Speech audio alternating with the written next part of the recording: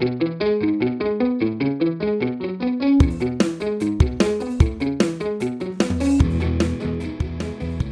to the Aussie Game podcast, where we talk all things Australian football. Guess who's back?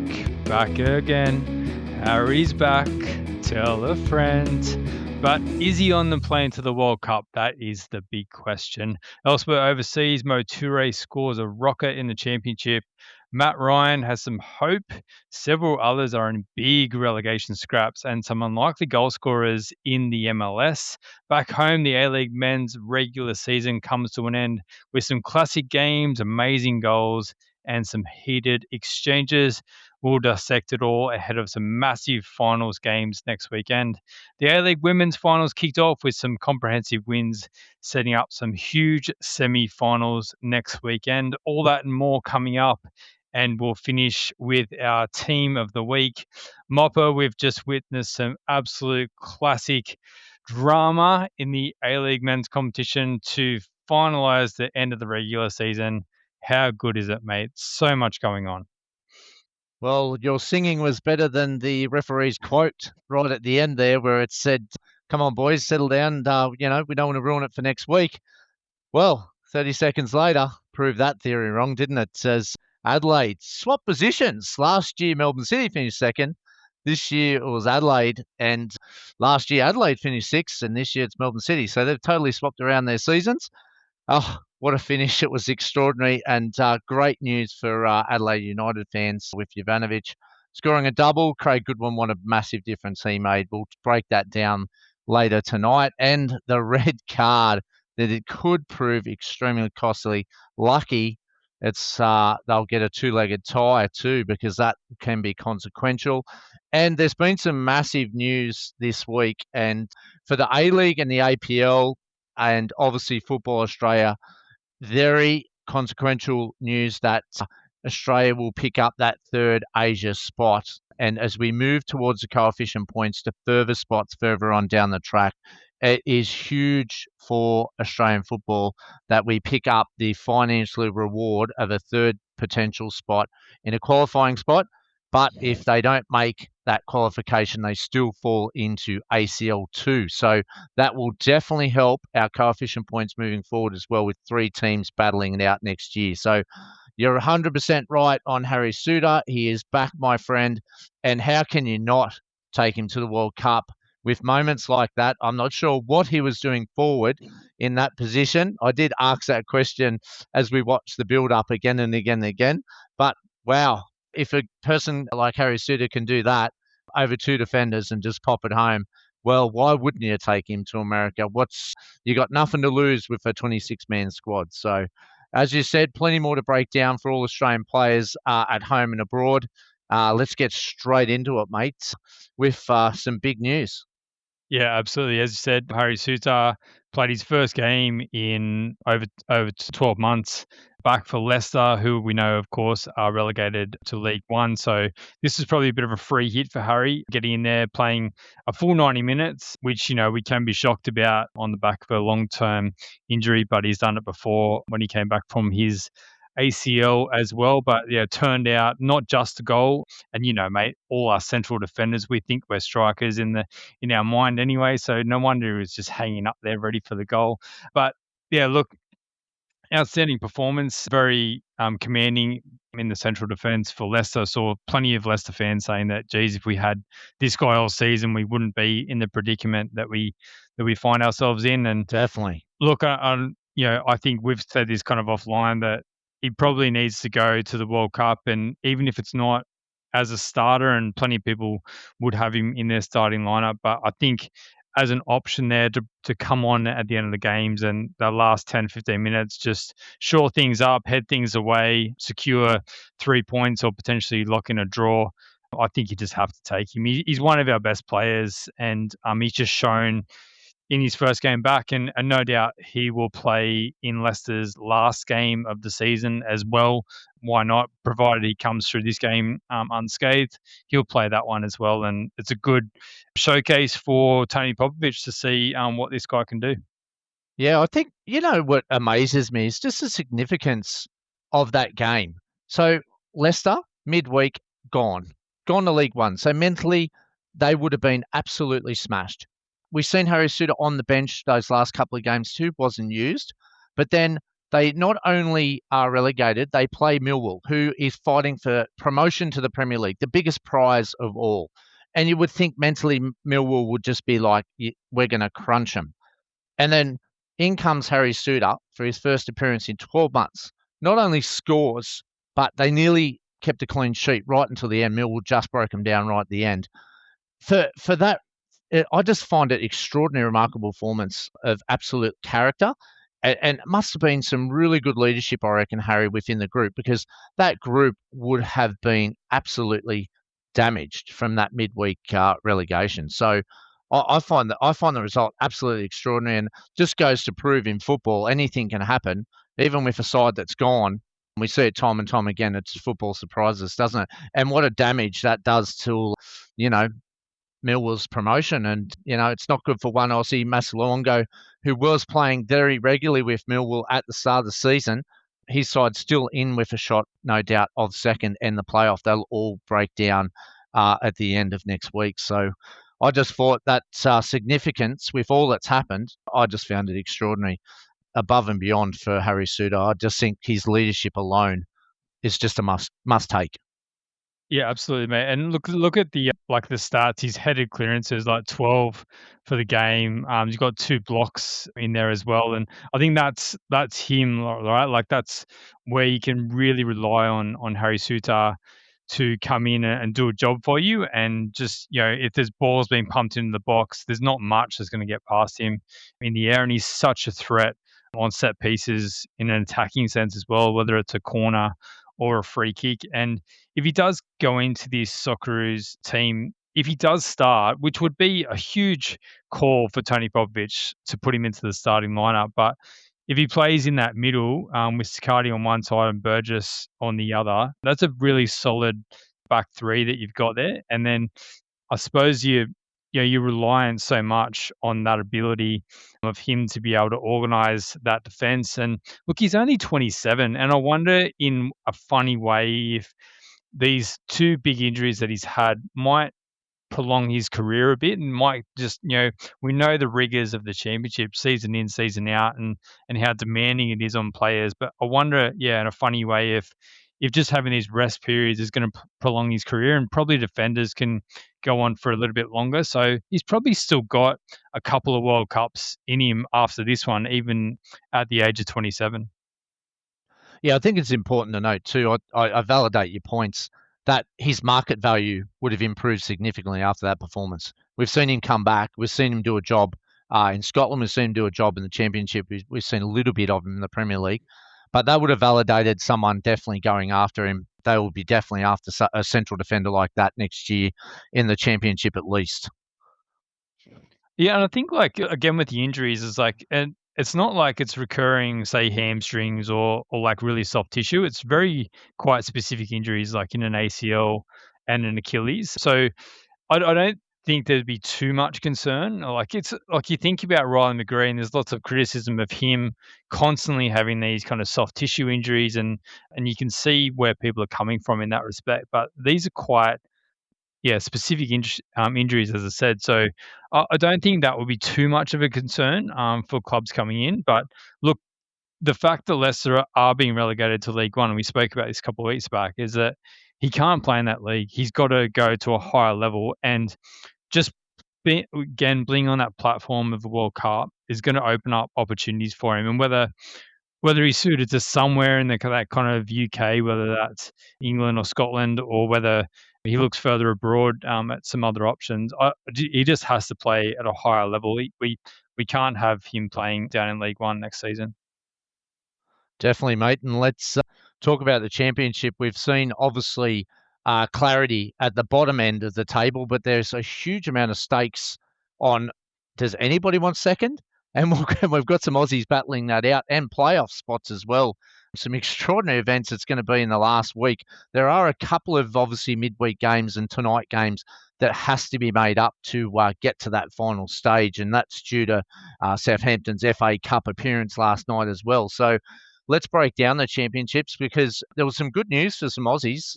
We've seen a lot of them start last night, and a lot of them come out of the wilderness who wasn't getting much game time. So you see that at the end of the year when, as the games come less significant in mid-table, we're starting to see a few Aussies return, and a couple, especially with Hayden Matthews, I'll touch on. So let's go first, to overnight. And obviously, we had a big week of championship midweek and last night as well. But we'll start overnight.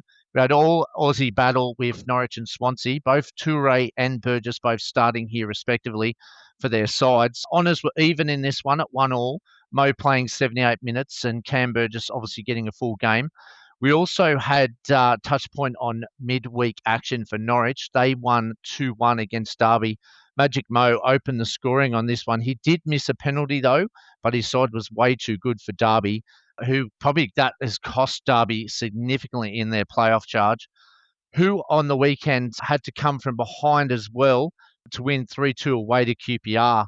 So that midweek result for Derby costing them, but they did bounce back against QPR. And they actually close now to 1 point of the playoffs. Callum Elder still out for Derby. But good news on the Australian side for our QPR players.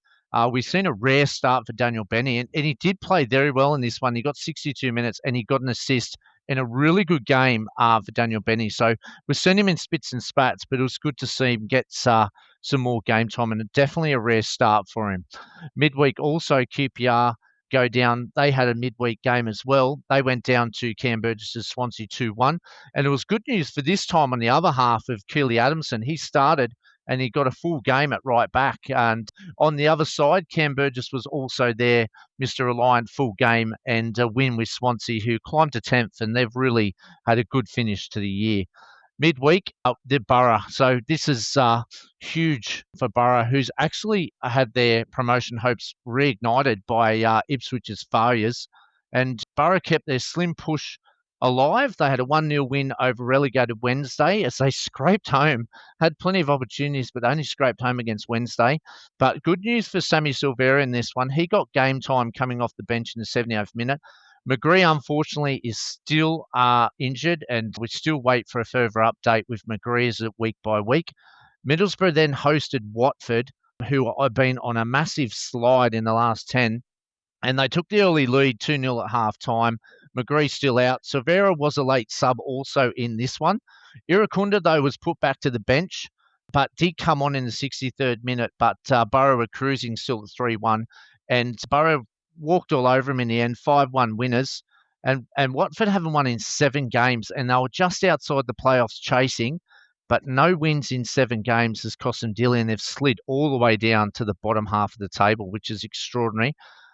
Borough closed now 1 point behind Ipswich. Ipswich do have that midweek game against none other than Southampton. What a game that's going to be midweek. And promotion could still come down to the last day with teams waiting for that dynamic game midweek. So all eyes will be on that one. They'll be all praying that it will be a draw. Midweek also, too, we did see Watford lose again. They lost 3-0 to West Brom with Irukunda starting but taken off at half-time. So not good signs at Watford. Looks very confusing again. They've had an up and down year, but at least hopefully they can finish on a high with 1 game to go. Midweek also, too, we want to touch base on Lewis Miller's Blackburn. They confirmed survival, winning 3-1 over Sheffield United. The heartbreak of the night, if you're a Socceroos fan, was close your eyes, Chief, on this one. Superman scores a hat-trick. Yes, Adrian Segacic, he scored a beautiful hat-trick last night with a 3-1 away win to Stoke. And great news also for Pompey's Hayden Matthews. We hadn't seen him in a while, and he wasn't picked in that last Socceroos camp. Questions were being asked around his fitness, but he did start last night, and he got 61 minutes. And good news for young Tommy Waddingham also, too, was a late sub in this one, 79th minute. So good signs for those boys. Hayden Matthews will be one of those central defenders, probably right on the edge. Thomas Waddingham's definitely one for the future, and hopefully a lot of stop-start injuries as well for those boys this year, but hopefully they can get pre-season under a belt and come back firing next year. Yeah, absolutely, mate. Yeah, so much action happening in the championship as we come down to the last round of the season. As you mentioned, we have Southampton playing Ipswich midweek. I think looking at the table that we want maybe a 1-0 win to Southampton so that it tightens it right up. We'd still, from a Middlesbrough perspective, we'd still need Ipswich and Millwall to both lose on the last weekend, and Southampton probably not win as well. So, as you said, slim chance that Borough can still go up, but that all might change if Ipswich go on and get the results during the week. So, yeah, look, in the positive sense, Borough still in the playoff mix. They can't be knocked out of that spot, and then it's all about what their form can carry. And we don't really know about Riley McGree. There was word that he might be back even for that Sheffield Wednesday game, but obviously maybe that injury is a bit worse than first feared. So let's hope that he's back by next weekend and can have an influence, and hopefully they've got something to play for in the last round of the championship. But it's definitely all going down to the wire, which is very exciting for us neutrals. And yes, your point around Superman Stegacic, it was a bit heartbreaking to see that on the match report this morning. Let's go down to League One. Plenty happening. We were hoping that Port Vale might be able to pull off the great escape last weekend, but their hopes were kind of dashed on Sunday night when they had a 0-0 draw with Wigan. But Joe Gauci kept another clean sheet. It's going to be very, very interesting to see if he can force his way into that World Cup squad. Wigan loanee Rafael Borges Rodriguez played 74 minutes. And then their midweek game against Cardiff, broke the resilience. They went down 1-0 Port Vale with Gauci in goals. And that was their official relegation to League Two. So, Joe, we expect to return to Aston Villa in the off-season. And then, who knows what's going to happen there. They're probably looking like being in the Champions League next season. So whether that does open up opportunities or whether they look to reinvest in their keepers, I guess we'll have to wait and see what they do in that respect. In that game also, Alex Robertson started with a 62 minutes performance, and obviously he's going the other way into the championship next season. And then overnight, Cardiff thumped Northampton 5-1 on Saturday night with Alex Robertson 55th minute substitute and the standard yellow card from the combative midfielder. Midweek, Plymouth took the lead and failed to hold on with a 1-1 draw away to Bradford, and now see their playoff charge fade, unfortunately, as Caleb Watts was a second half sub in the 61st minute. They then played Port Vale over the weekend, who'd obviously just been relegated. But unfortunately, Caleb Watts only lasted 8 minutes in the 2-1 win. Joe Gauci played a full game in this one. They have a slim chance still on the last day. They're away to relegated Northampton and need Stevenage and Luton both to lose or draw to get to the final playoff position. So let's hope that that can come about. Saturday night, Wigan also go down 1-0 at home to Wimbledon. Rafael Borges Rodriguez getting 86 minutes. He has one game left before returning to Coventry, but likely to go back out on loan next season. We also saw Moppet the Women's Super League return. Aussie coach Dario Vidicic, his Brighton caused a huge upset, beating Man City 3-2. Charlie Rule started playing half a game as they shocked the league leaders. Matilda's Mary Fowler was a second half substitute in the 59th minute. So plenty of action in the WSL tonight. And looking last night, mate, Arsenal have a few games in hand, and I think if they win all their games in hand, they pull within 1 point of City.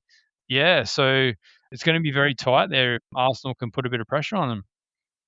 Well, the Aussies have done the other Aussies a favour, haven't they? And look, this table, well, it's an absolute shock, that result. And like as you said, there are games to be had for Arsenal.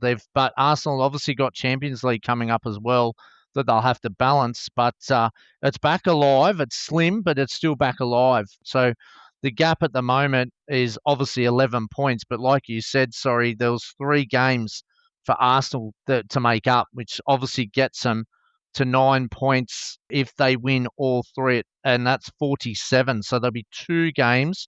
Let's look at the draw because it is coming to an end, and there's a huge couple of clashes for Man City coming up, but likely they still should hang on with the weaker side of the draw. So Man City and Arsenal are not only fighting it out in the men's Premier League, it's the women's Premier League as well.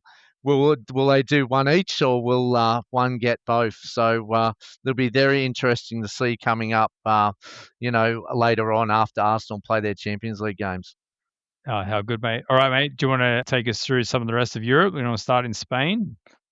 Yeah, mate, and this was huge. Levante gave them a chance of survival. They had to win this one. We said it last week, and they did beat Sevilla 2-0 at home. Matt Ryan in goals keeps a clean sheet. So they're 2 points behind safety now and 3 behind 2 more teams. Up next, though, is a tough away trip to Espanyol, and we have 6 games left. But they've put themselves in a position where they can survive. But they've got to go away to Espanyol next week. So at least they got that big win, which was a real 6-pointer, and dragged Sevilla down there for the dogfight. So be very interesting to watch. If we drop down a division, La Liga 2, we've got another one trying to promote themselves, and that's Castellon, who won 3-2 away. Mobile played 23 minutes as this one as a substitute. That win takes in the third. They're only 1 point off promotion. So look, Mobile's a bit of a fringe player with Castellon, but it'd be very interesting to see if they can finish off strongly and hopefully maybe get promoted, and see if Mobile can return to La Liga and have another Aussie in Spain at the top level.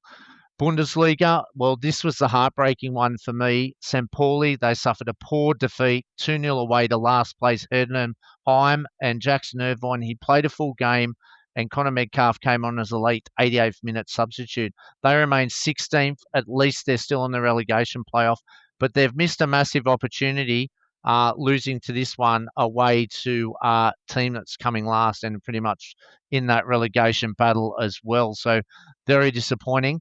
If we look for the ladies, the Frauen Bundesliga, Lee Varley plays 70 minutes in Nuremberg's 1-0 loss to Hamburg. So good on you, Leah, getting some minutes there, even though it is a loss. In the Scottish Premier League, this is very interesting. It's the start of the split league where we see the bottom 5 and the top 5 split off.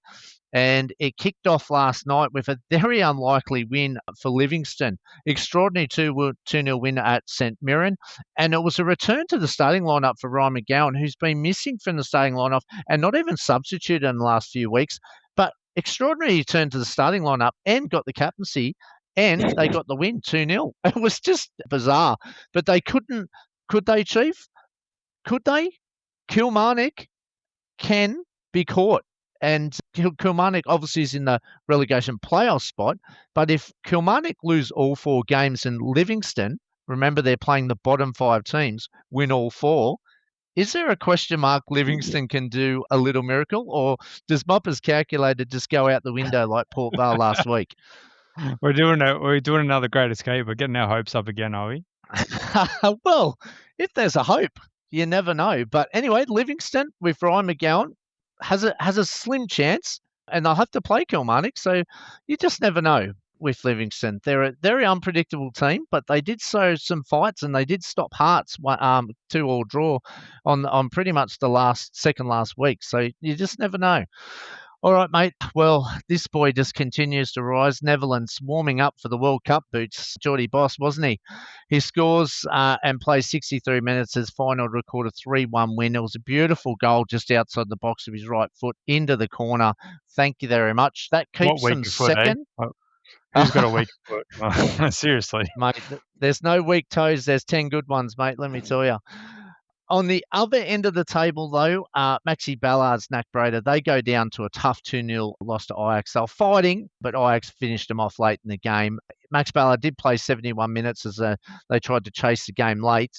They haven't lost touch of survival, which is important to know, but desperate to pick up points. I just don't know where the points are going to come from. They just don't win many games, but they're still in there. And the bottom of that table, not many teams pick up points. It's a bit of a, top half and a bottom half down there. But anyway, they'll have to come back, fight next week, and hopefully they can pinch a few wins at the end. In Serie A, massive win for Feyenoord though as well, because only 3 games to go in the Eredivisie, and they're 3 points clear now of third place. Obviously PSV out way too far ahead, but they want to lock up that automatic Champions League spot for sure. So yeah, they tied on goal difference, but that 3-point advantage now over NEC Nijmegen, and so yeah, they want to make sure they keep that, and only 4 points ahead of Ajax and Twente as well. So they want to keep all that momentum going and lock up that Champions League spot for sure. Yep, absolutely, mate. And let's go over to Italy and another great win for Parma. They win 1-0 against Pisa. And another full game for Siccardi again. Another impressive performance as they're up to 12th now. They're unbeaten in 4 and on a really good run. So Parma definitely securing mid-table and becoming a really difficult team to beat. They've had a few draws against some of the top teams, and they're a difficult opponent to break down. So well done to Siccardi in that back line. That defensive line is keeping strong. And we also seen the women's, Serie A women's return as well. Winnie Heatley got 9 minutes off the bench in Roma's 1-0 win over Juventus. Annalise Ramerson, she's been on the bench for a while for Juventus after making that summer move in January. Still haven't seen any time, but surely should be close. If you look at the title, Roma, they're 6 points ahead in the lead over Inter Milan, and they're all equal on 19 games. Juventus was third, so yeah, hopefully the two-horse race between Roma and Inter Milan should be over with Roma securing the next couple of games with that nice little 6-point gap. Over in Austria, we've seen Jacob Italiano rested last week, obviously for World Cup purposes from his coach, but he was back playing a full game for Grazia. They did go down 1-0 away to Wolfsberger in this one, but Jacob played a full game and did play pretty well for all reports. So well done, Jacob, getting some more fitness up. In Denmark, we've seen Paul Izzo. He made an error that led to a goal for Randers, who drew 2-2 with Frederica. Musa Touré got 12 minutes off the bench. He's played some bits and parts during the year as well for Randers, and they sit just 1 point above the relegation zone with no wins in their past 5. Wouldn't they love to have Mo Touré back just to get survival for next year? So yeah, it'd be an absolute disaster if you see Rangers go down, but hopefully they'll be still good enough to survive. In Norway, we've seen Jan Stenarsis score the winner for Viking. Well done to Stenarsis, sorry. Gets the winner for Viking in their 2-1 win over Fredrikstad. So that's a great goal for him. And then Czech Republic, we also seen Graham Cole gets 16 minutes off the bench in their 2-0 loss to Bohemians. So a bit of action happening in there. And also, too, we had some really important European action, Chief, in Women's Champions League and youth level. Do you want to break that one down for us? Yeah, absolutely, mate. Ivy Luik became the oldest female to play in the final of a UEFA club competition with her BK Häcken, winning 1-0 over their fellow country women in Hammarby in the first leg, with the second leg to be played next weekend. So what an achievement that is. We've seen Ivy achieved some amazing things late in her career. She obviously had a little bit of controversy with her suspension a little while back, but certainly making the most of her time in the latter part of her career, and what an achievement, and yeah, one step closer to lifting that Europa Cup, which would be absolutely amazing for her and her BK Häcken team. And then we also saw Gianluca Ocon-Engsler, brother of Paul, play in Bruges, lost to Real Madrid by penalties. A 17-year-old has represented Australia and Italy at youth level. What an experience playing at the highest level. So yeah, it's funny little mix, isn't it? Like in terms of obviously Paul, his brother representing Australia, but most recently we saw Gianluca and Antonio Rena, who obviously has Australian links, both play in the under-17s for Italy. So yeah, so that the old citizenship and allegiance divide again. So it's a tricky one, isn't it? Like I saw I think it was Cam Pupion touched on this during the week in an interview about his perspective on allegiances and different things, and you said it's hard. You said you can't really like look outward in and criticize players because they've got all these kind of conflicting things, and it doesn't really matter necessarily where they were born or where they grew up. It's just where they feel closely linked to, and that's a classic example there of obviously you know brother and father playing for Australia, but obviously Gianluca potentially might go play for Italy, and we've seen it with a lot of African players and how they can play for their African team, and maybe your brother or something will play for the European team. So it's an ongoing argument, and we've definitely had our fair share leave. We've definitely had our fair share that have kind of come in as well. So it's hard to kind of sit back and criticize anyone individually for making these decisions. Well, the biggest thing is, and just look at the game, what 17-year-old up and coming Australian player is not going to want to bite your hand off for a Europe Youth League Champions League final, and you're playing Real Madrid, which they took all the way to penalties. And it's the same thing for Italy. When they asked him to play, if Australia doesn't make the World Cup or Asia Cup and can't get into these bigger tournaments, and Italy goes, hey, do you want to go to the World Cup or do you want to do this? And they're in it and we're not, then of course, as a player, you're going to go, I want to showcase myself against the best of the best. And that's all that is, I think, because he originally did pick Australia when we were playing, but when Italy have the bigger carrot, then why wouldn't you chase, playing in a big tournament? Because the consequences are nothing at youth level. It is the senior level that makes the difference, who you represent. So, of course, you're going to, if you want more football as a kid and if you want to develop to be the best player you possibly be, you've got to play in these tournaments to get that next move or to get that progress on your individual talent. So I don't think this one's about allegiances at the moment. I just think it's around opportunity. And you've seen with him staying in Bruges, why Paul obviously went and expressed over in Portugal, he's taken that opportunity at the younger level, and they've got obviously a really good team over in Bruges, and he's stuck with that. And he's been able to make the Europe Youth League final, which is, I think, absolutely massive. And good luck to him. And hopefully, if we can make the next 20s World Cup and we offer him the opportunity, and he then has a choice between Italy and Australia, then we've got to be there at least to do that. But you've seen with the Matildas under 20s, we haven't made the World Cup. So again, if you're young girls over there and and another country's aligned to you, then why wouldn't you take the opportunity? But we see it more on the men's stage because the more of the numbers, and the competition's been set up for a lot longer. But I wouldn't be surprised, 10, 20 years down the track when the genders really get the participation rate up the same as the men's, the same thing will happen. Right, Moppe, let's turn our attention to the MLS. We've got heaps of Aussies playing over there. Where do you want to start?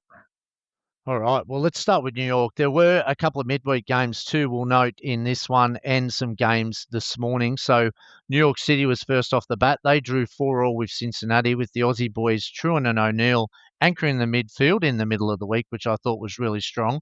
On Saturday, though, they did go down to 10 men and they lost 1-0 to Montreal. Again, both Aussies starting and playing a full game, but Truan was back in the centre of defence. O'Neill was in the middle. We look at the other Aussies in action. We've seen DC United. They drew 4-4 away to New York Red Bulls. Kyle Rolls at the heart of defence. And also on Saturday, Rolls popped up for DC United in their second game of the week with the winner. And they won 3-2 over Orlando. So that's a really good pickup for DC United, who we've seen struggle all season last year, struggling to get a win. They've got 4 points out of their weekly action. Charlotte, we got, unfortunately, the Red Hot Charlotte went down. They got trounced 4-1 away to Orlando. Archie Goodwin did get some late minutes in this one, and they also lost 4-2 to Nashville, who are on top of the table, though, in that conference. Goodwin starting and playing 57 minutes, though, this time, which I thought was very important. We haven't seen much of that starting time for him, but he did get 57 minutes. And Yazbek also played in this one with 75 minutes for Nashville, whose team are going extremely well in their CONCACAF and leading the MLS on their conference side. So Nashville on fire. If we look at Colorado, they draw 0-0 with LAFC. And is there any words left to describe Lucas Harrington? Or should it be Mr. Cool or Mr. 100%? Chief, he had 121 completed passes out of 121 for 100%. Who does that? Then they lose, unfortunately. Mind-blowing, isn't it? Like, it's mind-blowing. Yeah. Like we know he's a good passer, but Gee, 121 at 100%. Yeah, don't give the ball away there. He's got a bit with these numbers and playing in the MLS. He's got with Suter back. The fringe Socceroos defenders, they must be, yeah. Harrington and Suter for me must go. So it's going to be some hard decisions, or we might just pick a lot of central backs because obviously we've lost Lewis Miller, so we might see some variation as we've seen before with Rolls and Truan. So they're interesting. Let's bounce back to Colorado. They played a second game and they lost 3-1 on Saturday. Harrington again playing 90 minutes, completing the most passes and winning 100% of duels won. So again, as I said to Mr. Cool or Mr. 100%, he's just continuing his fantastic form.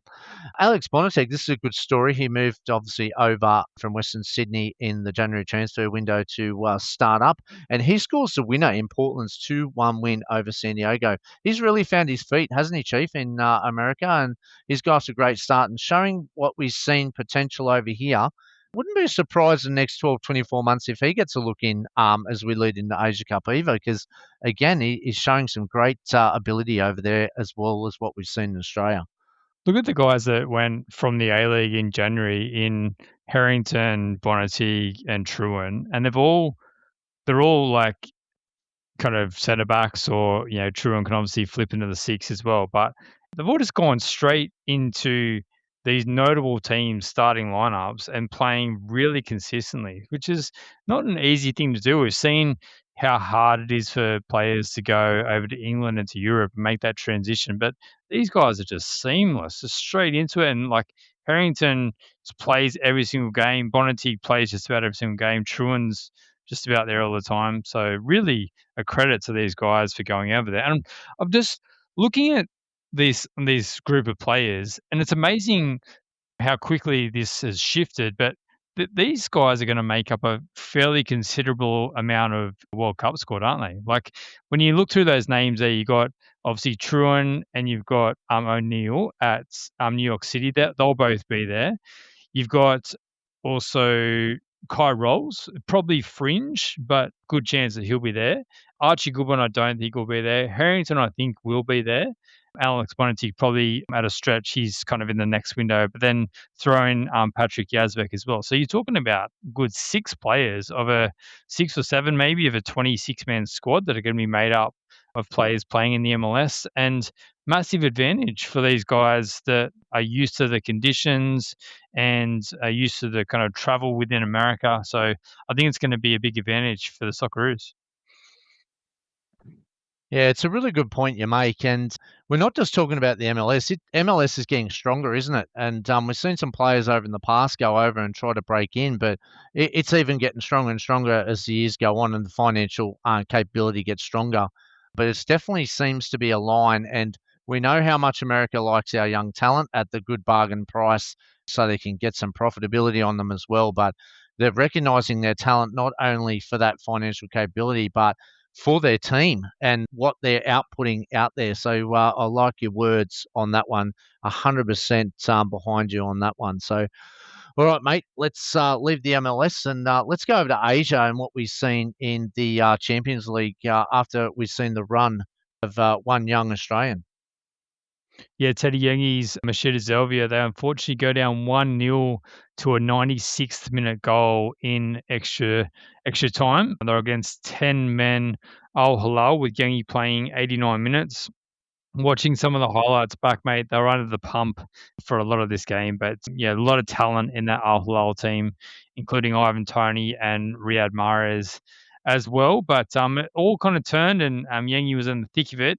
He copped a headbutt after a bit of a confrontation, which saw a straight red to the Al Hilal player. And then from that point, Machida Zelvia actually created a fair few chances. Yengi actually tried to redirect one, a shot from his teammate, tried to redirect it from close range, but couldn't quite turn it goalwards. But yeah, unfortunately, they couldn't hold Al Hilal out, who popped up with that winner in extra time. But what an achievement from Teddy Yengi. Obviously, we mentioned last week he's kind of at Livingston and kind of got left out a little bit, but he certainly found his feet over in Japan. And what a run his side, Machida Zelvia, all the way to the ACL Elite Final. Yep, great run, and yeah, Macheda's knocked off some big teams, didn't they? And deserved their spot in there, but yeah, unfortunately they just found one team too many, and they went down to 9 men in the end. Al Hilal, that's how that's how crazy this game was. But look, an incredible performance by Macheda, a great experience for Yengi. He's a really good striker. You know, I'd love to see him get some more exposure in the next 12, 24 months. So looks like he's found a good home over there, and it'll be interesting when the J League gets back to that normal routine as they've changed their scheduling. How well he goes in the J League, it'll be a good test for him. I saw a great point from someone during the week about, our World Cup qualifiers in the kind of second round where we do play the weaker nations in Asia, and someone like a Teddy Yang would be perfect to put into that kind of environment where there's probably not a whole lot of pressure on him. You could roll out your second or third best Socceroos team and still probably pretty comfortably qualify through that phase. And I think that's a real opportunity for Popovic and the Socceroos to look at some of these players. He's only 25, Yangi, so he's still got plenty of time on his side. And obviously, this exposure on the big stage will do him a world of good as well. So we'll see how that rolls out over the next kind of 12 to 24 months, and whether we do see the likes of Yangi and others get some opportunity in that space.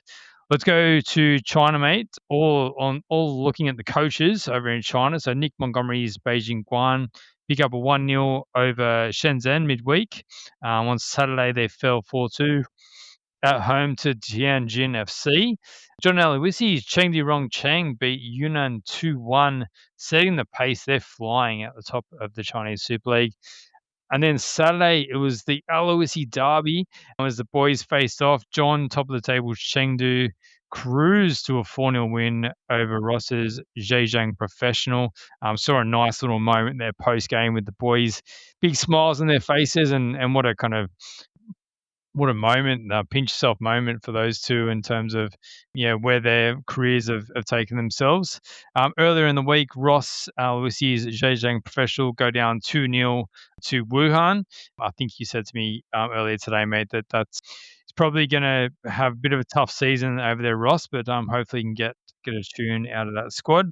And then midweek, we also saw Kevin Muscat's Shanghai Port lose again 2-1 at home to Chongqing, but they bounced back on Saturday with a big 4-0 win against Wuhan. So hopefully they can keep pushing up the table in hope of defending their title. But I'll tell you what, John Aloisi's Chengdu Rongcheng will be very hard to chase down the way they're going at the moment.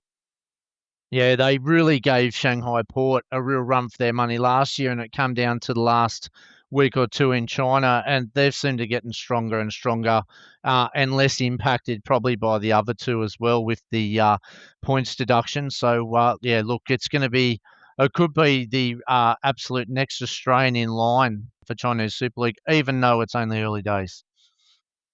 Absolutely, mate. All right, let's turn our attention to the home front. The A-League men's competition, as we said in the opener, has come to a conclusion, the regular season, and it's ended in a whole lot of fireworks. But let's take you through some of the action over the weekend.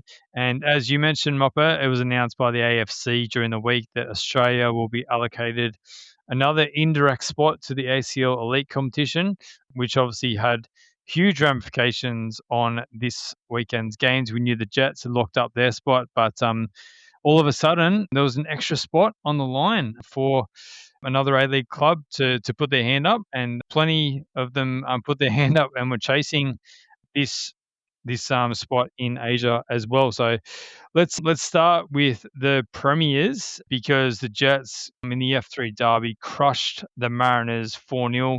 They put on a show against their fierce rivals in front of over 20,000 fans at McDonald Jones Stadium. How good a taste for the finals, let's hope.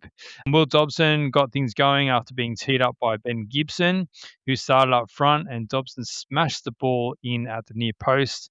Clayton Taylor also got on the score sheet with a cheeky flick at the near post set up by Eli Adams, and then Adams almost added to his free kick highlight reel, but Redmayne kept it out. Adams wouldn't be denied, though, as he was first to react to a Clayton Taylor shot that was saved, and he headed into an empty net and went straight to the Mariners fans in the corner there. A really strong contingent over there, but cupped the ears and wanted to hear it all from them. That's the second time in as many weeks he's let the away fans or the opposition fans know all about his goal scoring. Xavier Bertoncello rattled the crossbar for the second time in as many weeks. And Japanese veteran Kota Mizunuma finished the scoring, sliding his shot under Andrew Redmayne in the 86th minute. So the Jets will now have a week off before the semi-finals, and the Mariners will start their long off season. And they also announced during the week that Brad Tapp will be leaving the club, with the rumours linking him to a club in Malaysia. Yeah, look, Mariners 6 points better than last year. Rode through the turbulence. I think off season they'll get an opportunity under new ownership once that's all sewn up, which we probably should see at the end of the finals campaign, something be released by the APL. So I think the Mariners got a bright future. It looks like QPR and the West. Obviously what group are they? They've got a smaller share in them. We discussed them a few weeks ago. It looks like they've got a small share in the ownership as well. So I think Central Coast Mariners did proud. They got they got dudded in the first. They probably should have had a penalty if you want to break down the game, but that penalty was, I thought, wrongly declined. It should have been a pen, and Central Coast Mariners probably might have had the opportunity to try to change a bit of momentum. But going forward, the Jets were way too strong, and they just showed their quality. I think it's great that the fans, even though the title's already wrapped up, the 20,000 fans, Newcastle still put out a strong side and played some really good football. You can just see in the final third the individual players that they have just overawed the Mariners, and they showed their qualities. It's really great for Newcastle home fans, isn't it? They get a two-legged tie now to try to hold that and win that and try to make the final. With a reduced capacity, we know that there's been works done on McDonald's Stadium for the World Cup of Rugby League, so there's 5,000 less in that stadium, but they'll certainly pack it out if they can win that two-legged tie, which will be quite an extraordinary achievement as they go for the treble. Yeah, I suppose that not much harm putting out a strong side. I know that Lockie Rose was on the bench for this one with Ben Gibson getting the start, but other than that, they're pretty full strength. And I think having the week off, they know that they've got 2 weeks now to rest and recover in preparation for that semi-final. But the box office Jets were certainly back on Saturday, weren't they? They haven't been at their best, but they certainly put on a show for that big crowd, which was awesome to see. And there's a few more games, and you mentioned this last week, Mopper. This was a bit of a Super Sunday today with some huge matches that had big finals implications. Let's start with Sydney FC, who had a 2-2 draw with Auckland FC. Yeah, well, the extra Asian spot that's come up actually, like I said, was consequential to the last week of the A-League, which made it all on not just home finals that people were chasing or who would host what. It come down to every team having the opportunity to actually make Asia elite qualifying. So Sydney FC had the first opportunity in an incredible game, because on the other flip side, we're playing Auckland, who, if they needed to obviously win to secure the second spot and a week off. So obviously this game had everything, and it had the consequences for both teams, unfortunately, because as we'll see with our show, that both teams have ended up with nothing really in the end. And Sydney FC, unfortunately, even though they probably dominated the match and took the lead twice, got pegged back in the 90th minute, and that game finished 2-2, and that sunk Sydney FC's Asia hopes, who had the first chance to really claim it, but now they finished 5th, and an elimination final, not at home either. They're going away, and what about this storyline? They're going to come up with the Big Blue at Melbourne, which should be a massive crowd down there in what it will be an absolute huge derby. The Big Blue's been around since day one, hasn't it? And it doesn't disappoint. So Sydney FC, they had the opportunity. They couldn't hold on. Auckland get them again. But unfortunately with Auckland, their 2-2 draw wasn't enough, because we've seen later on today an absolute extraordinary game. And they'll be hugely disappointed because they were looking home and hose for the second spot, but they will now face a home final in their elimination. But how did it unfold? Let's go on to the next one that was after that, and let's talk about an extraordinary contest in Adelaide and Melbourne City.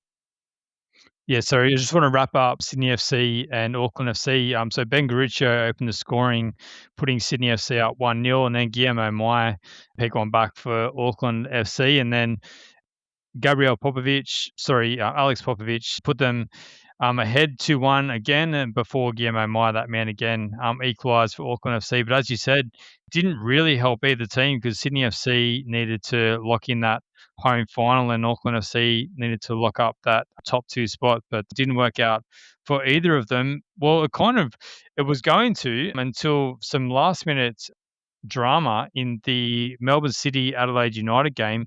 So this one we saw Marcus Yunus open the scoring for Melbourne City in the 18th minute. He has been on absolute fire since he's come back from Bromby in January. And then some late drama where Luki Ivanovic scored in the 79th minute. We then saw the game. There was plenty of action, but it was kind of petering out until a little moment on the sideline, which turned into a melee. And there was only about 30 seconds left to go of the game. And because of this little fracas where there was some yellow cards dished out and Alex King pulled the 2 coaches to the side and said, come on, control your players and control your benches. We'll see you back here next week. But that's not what Luki Ivanovic had in mind because just as Melbourne City attacked, Adelaide go down the other end and the ball gets slid in and Luki Ivanovic gets the touch past Patrick Beach. The ball goes into the back of the net and all of a sudden Adelaide United are 2-1 up and they are the ones that lock in second spot, knocking Auckland FC out of those top 2 guaranteed week off of the finals. But it's not over yet, Mopper, because Luki Ivanovic, who was already on a yellow card, takes the shirt off in celebration, wheels around the field, and of course gets shown a second yellow card. So that's a red, and he will be suspended for the first leg of that semi-final series, which is a massive out for Adelaide United. He's been one of their best this season, and actually with that goal, he goes equal in the Golden Boot standings with Sam Cosgrove as well. So it just shows what a great season Ivanovic has had. And we know that Adelaide can really turn it on. Craig Goodman was also back for them today, which was a massive in as well. But they get the week off. But I'm sure that the Adelaide United coaching staff would have liked Ivanovic to keep his shirt on just for a few seconds. He knew. The coach knew, Ariel. He knew straight away. He shook his head. Everyone was celebrating. He just realised what had happened. He was the only one who had his emotions in control, and he just shook his head. And he knew straight away. The ref didn't miss it either. He didn't get caught up in it either. So, sorry, there was 2 people that had their emotions in control. What a game this was, and it was a game of moments. Like Adelaide hit the post in the first couple of minutes, stole the ball, and the young striker hit the post, and they should have been up, Adelaide. And look, we'll talk about Yunus in a minute, but he is just absolute superstar. Look, Western Sydney Wanderers had him on his books for a few years, and I know they've had a fan for him, but geez, they'll be wondering how he's gone to the other side. But he did obviously went to PSV, mind you, for a loan for an option to buy, and then obviously got sent back. But he did score for their second team, played a lot of games, and did get some 5 goals, 4 assists. So his history, he was showing this at such an early age. It wasn't just now that he's doing this. I did have that message with Roscoe, and I told him that, he played 10 internationals, 5 goals at youth level, and the first team he scored against was none other than England, which was extraordinary.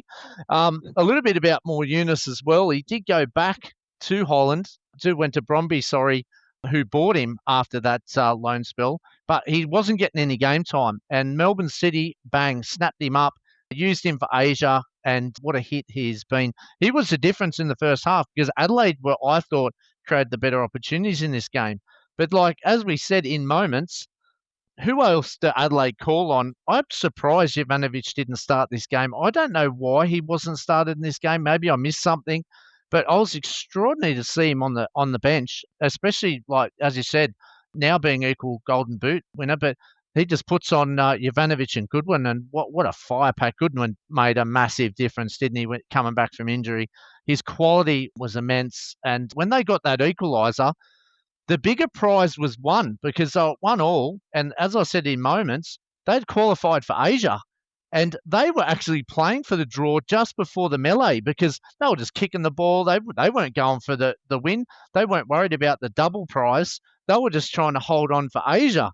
And then all of a sudden, that melee from their left, I think their left back, I think it was, pushed one of the Melbourne City's heads down, and that's what caused the fracas.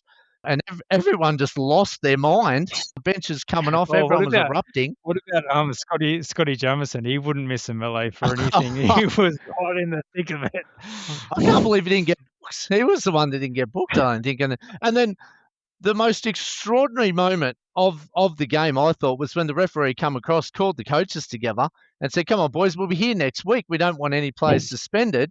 In hindsight, thinking that these two teams, which would have, if it would have stayed a draw, would have played each other at Cooper's Stadium, as they've reversed their, like our spots, I said, they would have finished third and sixth. But then obviously Melbourne City, like you said, had that free kick into the box, and Adelaide, they do what they do best. They love transition, don't they? They're a bit like Newcastle. They really rip it. And, who else would you want the ball to go into with feet? Craig Goodwin feeds him in, and what a nice cheeky finish at the end. But yep, no emotional intelligence at the end of it though, was there? Because Jovanovic was booked in the melee. He was quite heated. He was causing a bit of a ruckus over there, and now he's missing out on one of the biggest games of the year. It will be away from home, so he will be back at Cooper's, but they'll miss him because, like you said, equal golden boot, and he's not going to be there. But geez, they've got some depth, haven't they? We've seen Riley Burkett, and we've seen a couple of the other youngsters step up. But he's still a big miss. 2 big goals in big moments. We talked about Yunus. Jovanovic is the same, isn't he? Scoring big goals in big moments for the young fellas, and they're both 20, so red hot. And yeah, what a game to finish the A-League season. Yeah, topsy, right to the end, like we said, you just never know what's going to happen. And the finale, well, you could have written a better script for the news writers, guys. Those headlines were unbelievable. Well, the funny thing you say that, because when that was happening, you could see the headlines being written in terms of preparation for these teams going at it again next weekend after all those kind of heated moments. But yeah, the story just wasn't finished at that point. Let's say youthful exuberance from Luka Jovanovic. But there was one more game that had some impact on the finals, and that was Melbourne Victory, who got a 2-0 win over the Western Sydney Wanderers with goals from Santos and Nikos Virgos. We also saw the return of Juan Mata, who had a bit of a cameo off the bench for maybe 5 or 10 minutes against, obviously, his former club, and there were a few boos and a few whistles and different things like that. But I think he would have desperately liked to score a goal or pick up assists against a team that didn't really play much at all. And so that result means that Melbourne Victory wrap up 4th, and as you said, they'll now be hosting the Big Blue, which for the APL, it's kind of perfect, isn't it, to be able to have that kind of storyline and have the Big Blue, and Auckland FC should be able to draw a big crowd against Melbourne City in their first round. Massive crowd, yep. As well. And look, for the Western Sydney Wanderers fans, all I can say is it's over. It's over for you. The pain, the suffering is over, and you don't have to put up with it any longer. Typical Wanderers again against Melbourne Victory. They created some chances. They looked okay in certain patches, but yeah, silly giveaways for Hit the goals. The bar twice at the end. Yeah. So yeah, I don't know, just story of their season encapsulated in one little package there. But Melbourne Victory, don't know, like when they turn it on, they can be really great. But that Melbourne Victory Sydney FC game should be an absolute cracker for the final series. Yeah, I think the APL couldn't have asked for a better one. Yeah, Auckland at home, big crowd, Big Blue, big crowd. Newcastle's going to have a big crowd. Coopers will sell out, no doubt. They've got all the ducks lined up, haven't they, for big crowds to finish this season off and give it the farewell and final that it probably deserves. So, yeah, good news for the APL, I think, and for the A-League clubs that have made it. I think the bigger supporter base is going to get the opportunities to really turn out in numbers, which will be really strong. I think the only one that was potentially not going to draw a big crowd was Melbourne City. And so the fact that they're going to be playing away is kind of perfect for the APL. All the others should be able to draw big crowds. So there was a couple of games that had pretty much no implications had no implications at all on the finals. We started with MacArthur on Friday night, who had a 4-0 win over the Wellington Phoenix. Geez, mate, Wellington just did not turn up at all in this game. I think they had their bags packed. They're on holidays already, certainly mentally. Goals through Matt Yerman, Dean Bosniak, good to see him on the score sheet, although it was a bit of a tap in. Luke Bratton, a very nice shot into the top corner, and then Bernardo Oliveira scored the fourth for MacArthur FC when his shot got deflected and looped over Josh Olawanyemi. Decent crowd out there for MacArthur SC. I think they had a bit of an initiative with postcodes in the Campbelltown area getting free or discounted tickets, but I think it was 6,000 odd. So good way for them to end their season. I just hope they good. capitalize on the people that were there and get their data and hopefully get them back at some future games throughout the season. But that's got to be their best crowd. I don't know, maybe a game against Sydney FC or the Wanderers pulled a potentially bigger crowd, but it's got to be one of their best for the season. Yep, definitely. And we've seen one more game, Chief. We've seen Brisbane travel away to Perth. Now, these sides finished last, Perth last year and Brisbane second last. But look, they've finished 10th and 11th, so they're both improved. Brisbane Roar, 21 points last year, 26 this year. And Perth Glory, the biggest improvement, 17 to 31, and after sacking their coach early on in the year as well. So I think although they'll be disappointed, they're still close to the bottom. They've definitely had improved seasons. But if you look at the game, Perth got this one. They beat Brisbane 2-1. This one was about the bloodlines, with all three goals in the game coming via the sons of former Socceroos. Perth opened the scoring via the penalty spot with Popovic, son of Tony, sent Dean Bazanis the wrong way to convert. Glory then won another penalty, but this time Pennington couldn't convert as he rattled the crossbar. And then in the second half, we've seen the other father and son, so Valkanis, son of Michael, clatter into Glory keeper Matt Sutton, and the ball rolled out in with the goal somehow standing. Oh, well, it's the last game of the season, Chief. We'll just let a few go. But the goal of the night came from... Just let it go. Just let it go. Just play on. Isn't that what they do in the sixes and sevens? Just play on. Despasowski, son of Bobby, when his volley from outside the box flew into the top corner. A goal his dad would have been pleased to score himself. It was 2-1. It finished with, obviously, Glory finishing the seasons with 2 wins at home and unbeaten in the last 5, while Brisbane, on the other hand, are winless in their past 12 games, and they still improved on last year. So, wow, that Harrington factor and the injuries they copped, D'Agostino just couldn't bounce back. Those significant losses, and it told mentally and physically in the end.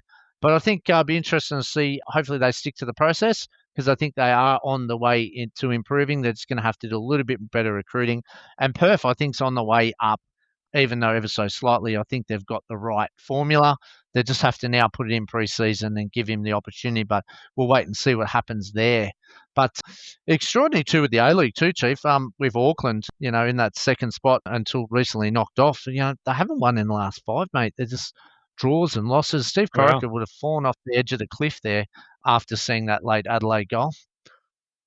Yeah, big injuries for them as well. Like you can't underestimate De Vries and what he does for them down that left, and particularly his partnership with Sam Cosgrove, who's kind of gone off with Boyle a little bit of late as well. So yeah, big game for them next week in the finals. Melbourne City won't be easy, even though they're travelling over to Auckland. Hopefully it's a big crowd over there, but tricky contest. And look, they were right in the race from the Premiers played not that long ago, and dropping down to third now, which they won't be very pleased about at all. No. Also, too, want to do note on that Melbourne City Adelaide game. We did see the Ninja A-League Premier's Plate get shown at half time. Melbourne City come to collect it. The girls stepped up to grab the plate on this very special Anzac tribute before the game, and then they seen obviously the half time with their Melbourne City side winning the Premier's Plate. They'll be looking to obviously get into and win the grand final. They haven't won it for a few years, but they've dominated again in the Premier's Plate. Interesting enough, they've got the derby in the final next week, which we'll touch on. But there were some cracker crowds and cracker games in the A-League finals for the other elimination finals for the Ninja A-League. And then Melbourne City will obviously, as soon as these finals finish, will go chase down Asian Glory with their semi-finals on Wednesday, May the 20th. All right, let's do the A-League women, starting off with Melbourne Victory, who beat Canberra 3-1. This one was played in Canberra in front of a record crowd at McKellar Park. 3,290 turned out. Unfortunately, a lot of them would have headed home disappointed because, they got knocked out. There was a double for Ella O'Grady for Melbourne Victory, and also a goal to Rachel Lowe. Sasha Grove scored the lone goal for Canberra, and as you said, awaiting victory in the two-legged semi-final is Melbourne City. What about Canberra United, though? Reports or a statement during the week from Michelle Heyman. I'm not very happy at the situation of Canberra United. Wants that future sorted. A lot of her teammates want to be back at Canberra United next season, but there's no guarantees as yet that the A-League women's team will be back for Canberra United. Steve Rossich did say some things in the media this week about continual conversations with government and stakeholders and owners about the Canberra United license. But let's hope that works out sooner rather than later. Clearly, if there's a decent crowd turning up to support these players, that there's plenty of interest in the Canberra United franchise, and let's hope that they can get some backers and have that continue. Yeah, I think once the Ninja A-League finals finish and obviously Melbourne City chase Asia Glory, I know they talked about the end of World Cup, the Matildas and the end of Asia Cup being defining. I think at the end of this year is going to be absolutely defining on the future of women's football in this country. If we don't act now in this little window that we've got, this is the biggest, strongest point where we have to do something in regards to making this league professional. So yeah, he's got some big, and I'm sure that's playing out in the background too, obviously with Canberra stakeholders, because they've got to be able to define what next year looks like. They will have a window of time, but yeah, is this the time where we push the green button? It'd be great to hear or know what actually the plans are, obviously with Football Australia as well, because this needs to be resolved in this pre-season. I don't think we can wait another year and play another semi-professional league. Yeah, well said, mate. Hopefully that all happens. But yeah, some big tasks ahead for Steve Rossich of the APL for sure. Let's turn our attention to the other match in the A-League Women's Final Series. It was a 3-0 win for Brisbane Roar, who have hit some great form in the back end of the season. Kaya Stevenson scored a double, and also on the score sheet was Amy Medwin. So that result for Brisbane Roar in front of a great crowd up there as well. So well supported, and well done to everyone who got out and supported the A-League Women's this season. But Brisbane Roar will now take on Wellington Phoenix, who have also been very good under head coach Bev Priestman this season. So some cracking semi-finals coming up in the A-League Women's final series, mate. Yeah, definitely, and hopefully they get some good numbers out in the crowds because, Wellington's done a fantastic job, haven't they? And yeah, look, this is going to be a hot football game. Brisbane look, there was one show, wasn't it? Brisbane were on fire. Another great crowd up there as well, sold out. So yeah, the feast for this finals football's arrived, and yeah, look, Melbourne derby, and yeah, Brisbane travelling away to Wellington. So yeah, hopefully we get some good numbers, and it's going to be very intriguing games, aren't they? I don't think it's as clear cut as what it has been in the past. And we've seen Melbourne City, although win the league, they have faltered in the final stage in the last few years. So it'll be interesting. And Melbourne Victory were lucky to be there. They only just made it thanks to Central Coast in the last week. So yeah, true. and and they were in the final last year too, Melbourne Victory. So yeah, who knows where this game could go? It's going to be extraordinary. Yeah, I wish Bev too. Bev's had a great year with Wellington, haven't they? Lost their key striker, their number one goal scorer, but they just kept pushing through and got some great young talent there as well. So yeah, lots to look forward to in the women's game, and hopefully get some good publicity and profile leading up to these two big clashes. I wonder if they would consider doing a double header with Melbourne Victory men's team also hosting next weekend. It looks like the women's game is going to be at 5 p.m. on the Saturday, and I wonder if yeah, people have conflicting views on the double header and thinking that some should be standalone, but it could be potential for a huge crowd there if they play both those games on the Saturday. Yeah, good one. Yeah, I'm not sure where I sit on that one. Yeah, now you've crossed that path, but yeah, you're right. We'll get some good atmosphere, but yeah, I'll be very interested to see what the girls want and what the club wants. So, yeah, I'll be backing either way they go. I think yeah, there's no wrong decision in it. All right, mate. Yeah, that's a huge wrap on domestic calendar with some, yeah, obviously the men's heading into the finals next weekend and the women right in the thick of it. A couple more things to finish up with our Joeys lost 2-1 to Vietnam in the semi-final of the Asian Cup. Bit of a wild game, this one, plenty of controversy and some spectacular goals as well, but disappointing result to go down to Vietnam in that semi-final. They did bounce back in the third, fourth playoff, in which they comfortably won 8-0 against Malaysia, but we definitely want our Joeys being able to win these tournaments, don't we? Yeah, look, this is the same point and difference that I'm talking about getting the best of the best and yeah, competing and succeeding. And we know, look, Asian Cup, it's good experience for them. It's not the Asian Cup, but the Asian Cup. But again, we need to beat these nations. But you can see the gap in football. There is no more, and countries are just as equal as us. And you can see in the coefficiency points why we're behind some of these nations because they're building very strongly. So we're going to have to be good at what we do. So yeah, a few challenges still at the younger level, and again, this is a good time to get take the learnings, but obviously put them into practice. All right, mate. And then we also saw the emerging Socceroos wrap up. Do you want to give us analysis of that tournament? Yeah, look, New South Wales dominated this tournament in the under 16s and under 15s, merging Socceroos.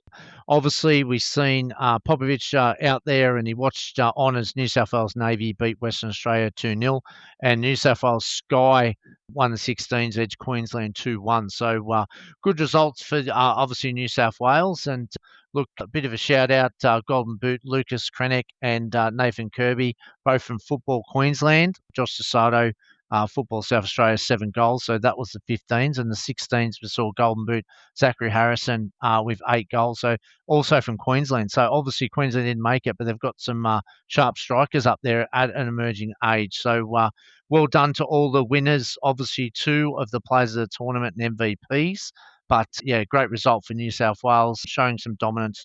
But again, it's just another chapter in the emerging Matildas, what we've seen the previous week, and emerging Socceroos. The big thing is now, can we get these guys together in a philosophy and team to start building towards that under 17 Asia Cup and hopefully World Cup in the future?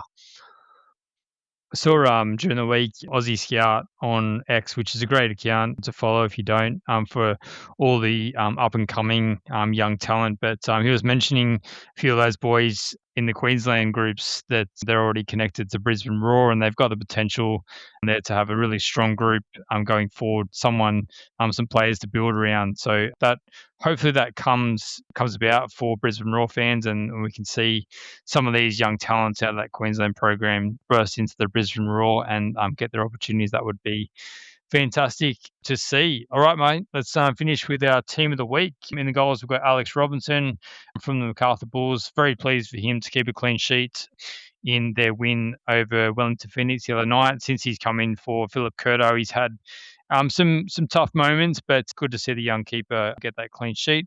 In the back line, we've got Gianni Stensness, Harry Souttar, Alex Bonatig, and Geordie Boss. In the midfield, Ella O'Grady for Melbourne Victory, Alicia Woods for her 2 assists for Brisbane Roar. Eli Adams, absolutely spectacular for Newcastle Jets against the Mariners. And then Luki Ivanovic, despite his red card, he's still in our team of the week. And Mohamed Touré for his rocket for Norwich during the week. And then Sebastian Despotowski, really liked his performance and particularly his goal for Perth Glory last night. Mopper, your super sub. We're going to breaking the rules again. Just going to go Chloe Lincoln for just a year she's had, obviously with the Matildas, and obviously keeping a clean sheet against Adelaide. Look, Brisbane did the most of the attacking, but I think her maturity and leadership could play a massive pivotal part in the final. So Chloe Lincoln gets my nod. I also can't go past Sasha Grove. What a fantastic year she's had for Canberra United. One of my favourite players on the emerging list. I think she's been fantastic and scored that goal. And I'm going to obviously shout out to a whole team event. I'm going to break the rules completely here and put Central Coast Mariners fans, coaches, and players for a stellar season considering what they went through this year. They're my 12th, 13th, and 14th players on the bench. I just can't go past the Mariners, what they've been through this year. I thought they've handled themselves immaculately. I know I've said it week in, week out, but they deserve the applaudance for their season, what they've produced. Well done, mate. You can do whatever you like. That's it. All right. Some games to keep an eye on. Schalke is going to be in action very shortly against Paderborn. It was so good to see Dylan Leonard, formerly of Western United, get some game time for Schalke last weekend after his injury setback. They played in front of 60-odd thousand just for a regular season game in the second division in Germany. That's like what a massive experience that was for Dylan Leonard to get that game time, and hopefully he gets even more of it tonight. Another prodigious young talent for our backline to fuel for the future of the Socceroos. Obviously, Hearts are in action as well overnight. They've got a massive Hibs. game against Hibs. That rivalry with featuring obviously plenty of our Aussies as well. We also have Arsenal playing in the semi-final of the Women's Champions League against Olympique Lyonnais. That's a massive game as well. Any others you got your eye on, Mopper?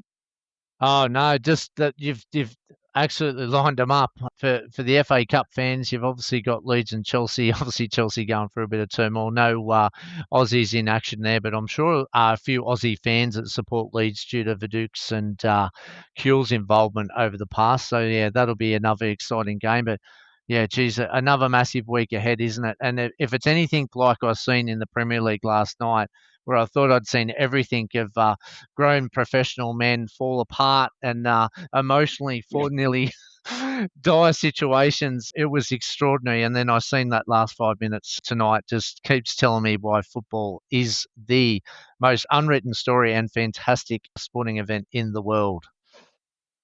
Right, one more for you, mate. Heracles or Heracles, as I've heard people pronounce it. Maybe we've been pronouncing it wrong. They're playing FC Volendam. It's a must win for them. If they don't win that one, they are definitely relegated. So for Reece Bozanovsky and Aiden Hrustic, let's hope another great escape is on the cards, Mopper. I'm out of calculators. The phone's broken. I don't think Heracles can survive this one. I think they're going to unfortunately fall in the fate. They're just too far behind. But you never know. You never know. Now I've said that, I've probably jinxed it. So, no, good luck to the Aussie boys. We want to see a win. Keep the hopes alive. All right, mate. Absolutely.